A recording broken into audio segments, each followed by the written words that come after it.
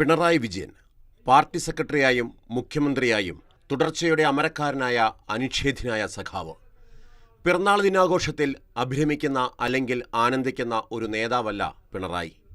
6-7 പതിറ്റാണ്ടായി പിന്നിടുന്ന പോരാട്ട ദിനങ്ങളിലൊന്നു മാത്രമാണ് ഈ ജന്മദിനവും. എന്നാൽ 2016 ജന്മദിനത്തിൽ മാധ്യമപ്രവർത്തകരുമായി മധുരം പങ്കിട്ട തൻ്റെ ജന്മദിനം ഇന്നാണെന്ന് വെളിപ്പെടുത്തൽ. എല്ലാവർക്കും ഒരു മധുരം തരുന്നുണ്ട് ആദ്യം. ഇനി എന്ത് വകയാണെന്ന് നിങ്ങൾക്ക് പറയാം. ഈ മധുരം എന്ത് വകയാണെന്ന് പറയാൻ കഴിയും ആർക്കെങ്കിലും? ഇന്നാണ് എൻ്റെ പിറന്നാൾ. അത് ഇതേവരെ രഹസ്യമായിട്ട് വെച്ചതാണ്. മുഖ്യമന്ത്രിയായ പിണറായി വിജയന് ഇത് 80ാം പിറന്നാൾ മാത്രമല്ല, ഭരണത്തുടർച്ചയുടെ 10ാം വർഷത്തിലേക്കുള്ള ചുവടുവയ്പ് കൂടിയാണ്. ആയുസ്സിൻ്റെ പുസ്തകത്തിലെ ജന്മദിന ഓർമ്മകൾക്കപ്പുറം ഓരോ നിമിഷവും പ്രവർത്തിക്കാനുള്ളതാണെന്ന് വിശ്വസിക്കുന്ന കർമ്മനിരതനാണ് മുഖ്യമന്ത്രി. എന്തെല്ലാം കഥകൾ നേരത്തെ തന്നെ കേൾക്കേണ്ടി വന്നിട്ടുണ്ട്. അതൊന്നും നമ്മളെ ഏൽക്കില്ല.